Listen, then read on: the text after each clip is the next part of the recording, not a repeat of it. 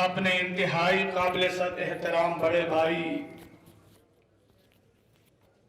حضرت مولانا علی محمد ابو تراب صاحب حافظہ اللہ تعالی نائب امیر مرکزی جمعیت اہل حدیث پاکستان کا،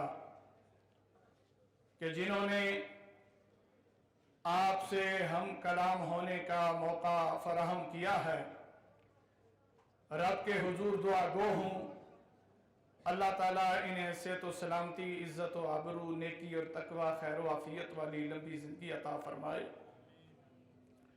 سامعین محترم، انتہائی اختصار کے ساتھ چند ایک اہم گزارشات آپ کے گوش گزار کر کے اجازت چاہوں گا۔ اللہ کا یہ پیغام جو میں نے آپ کے سامنے پڑھا ہے، اس میں ہم سب کے لیے یہ پیغام ہے کہ جو بھی آدمی عمل صالح کو اپنی زندگی کا حصہ بنا لیتا ہے، امام کائنات صلی اللہ علیہ وسلم کے دیے ہوئے رنگ میں اپنی ذات کو رنگ لیتا ہے، اللہ تعالیٰ فرماتے ہیں کہ میں اس کی دنیاوی زندگی کو خوشحال بھی بنا دیتا ہوں اور خوشگوار بھی بنا دیتا ہوں، اور فرمایا نہ صرف دنیاوی زندگی بلکہ میں اس کی اخروی زندگی کو بھی شاندار بنا دیتا ہوں۔ بھائیوں، کامیابی اور کامرانی کے لیے، دنیاوی اور اخروی کامیابی کے لیے ایمان شرط ہے، ایمان شرط ہے، اور دنیا کے اندر غلبہ پانے کے لیے بھی ایمان شرط ہے۔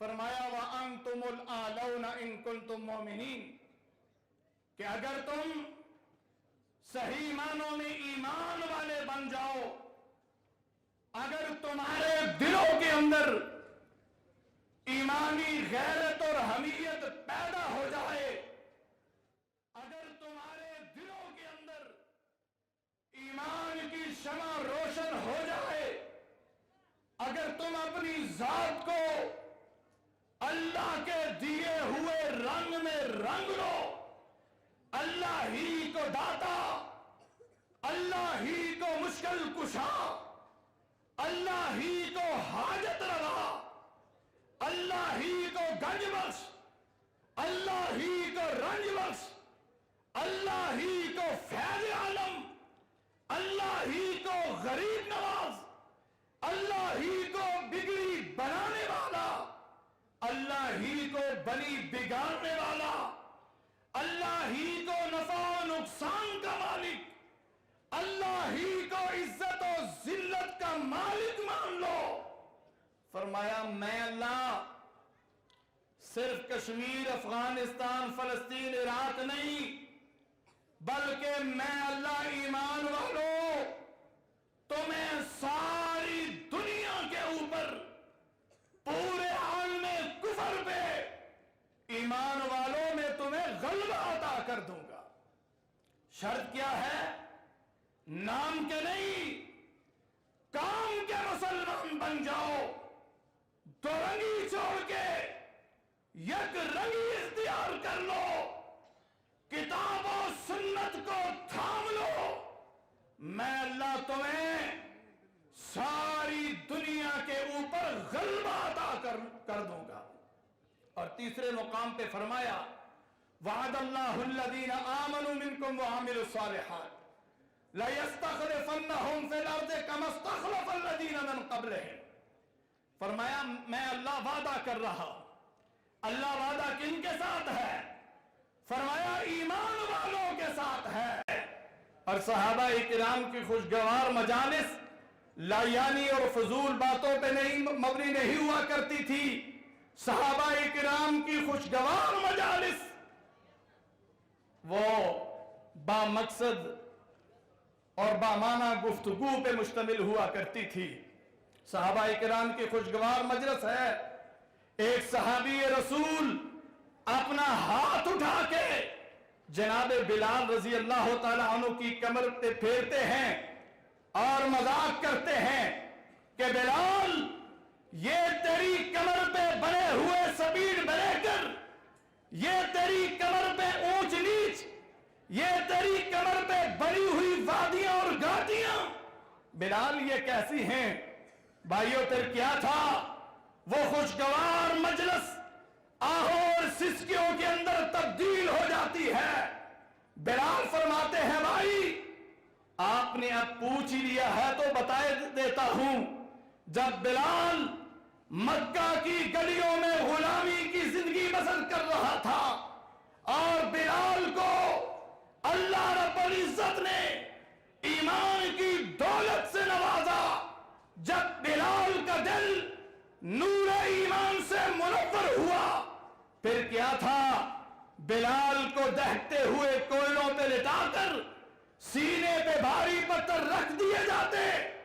उन दहकते हुए कोयले, वो गर्म कोयले, बिलाल के खून से उनकी हरारत खत्म हो जाती, लेकिन बिलाल के ईमान की हरारत में कोई कमी वाक़ई ना होती।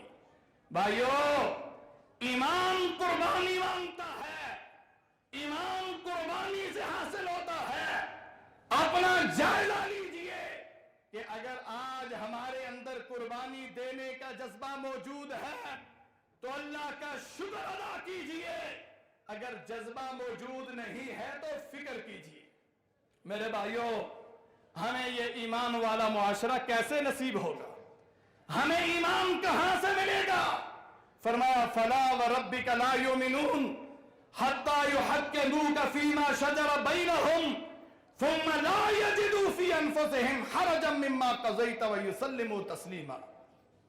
अल्लाह ताला हजरत मोहम्मद सल्लल्लाहु अलैहि वसल्लम से मुखातिब है। फरमाया, मेरे महबूब पैगंबर, मुझे आपका रब होने की कसम है, ला युमिनून हत्ता युहक्किमूका फीमा शजरा बैनहुम, जब तक ये तेरा दिया हुआ कानून, तेरा दिया हुआ दस्तूर, तेरा दिया हुआ आइन, तेरा दिया हुआ निजाम बरज़ाओ बखुशी कबूल नहीं कर लेते, अपने दिलो जान पे नाफिज नहीं कर लेते, ला युमिनून, इनके दिल नूर ईमान से मुनव्वर नहीं हो सकते। ईमान के लिए निफाज़े इस्लाम जरूरी है।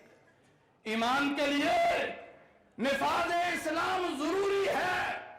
याद रखिए, इख्तिसार के साथ बतलाया दिया जाता हूं, दुनियावी और उखरवी कामयाबी के लिए ईमान जरूरी है। दुनिया के ऊपर गलबा पाने के लिए ईमान जरूरी है। और ईमान हमारे लिए, सहाबा के ईमान को हमारे ईमान के लिए मेयार मुकर्रर किया गया है। और ईमान निफाज़े इस्लाम के बगैर नसीब नहीं हो सकता।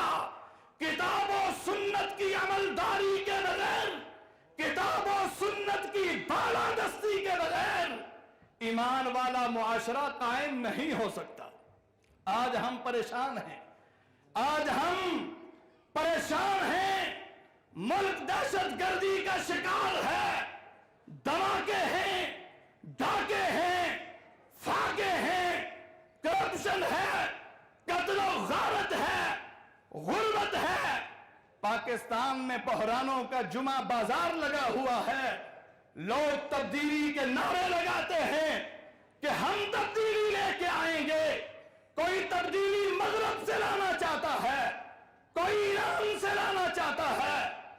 बलोचिस्तान के गयूर दोस्तों, कोयटा के गयूर पठानों, याद रखो, तब्दीली आएगी तो सिर्फ निफाज़े इस्लाम से आएगी। तब्दीली अगर आएगी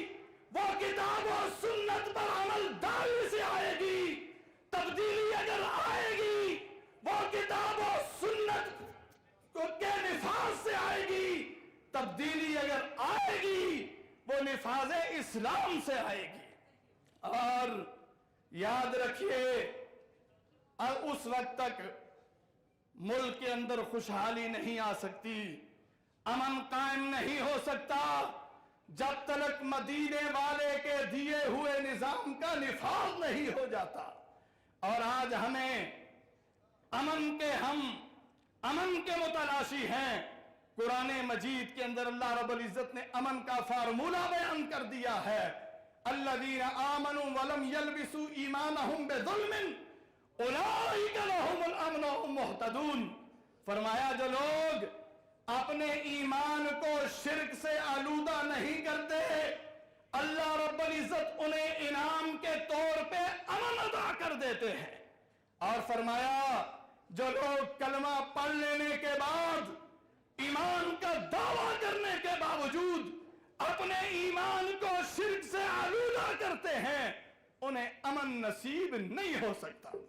آج ہمارا کون سا شہر ہے کہ جس شہر کے اندر اللہ کی توہین اور گستاخی نہیں ہو رہی؟ کسی ایک شہر کا نام بتا دیجئے۔ امن کیسے آئے گا؟ تو میرے نوجوان بھائیوں دوستو، اہل حدیث یوتھ فورس کا یہی پیغام ہے۔ اہل حدیث یوتھ فورس کے قیام کا یہی بنیادی مقصد ہے کہ آؤ سارے مل کر اہل حدیث یوتھ فورس کے پلیٹ فارم پہ جمع ہو کر نفاذ اسلام کے لیے اپنا کردار ادا کریں۔ اور میں اللہ کی قسم اٹھا کے کہتا ہوں کہ اگر اہل حدیث نوجوانوں، اگر تمہیں شعور نصیب ہو جائے اور نفاذ اسلام کے لیے اگر تم اپنا کردار ادا کرنے کا عزم کر لو، تو دنیا کی کوئی بھی طاقت ہمیں اپنی منزل کے حصول میں رکاوٹ نہیں بن سکتی۔ میں آخر میں یہی کہنا چاہوں گا کہ اٹھو، میری دنیا کے غریبوں کو جگا دو، کاخ امراء کے در و دیوار ہلا دو۔ جس کھیت سے دہقان کو میسر نہیں روزی، اس کھیت کے ہر خوشہ گندم کو جلا دو۔ وما علینا الا البلاغ۔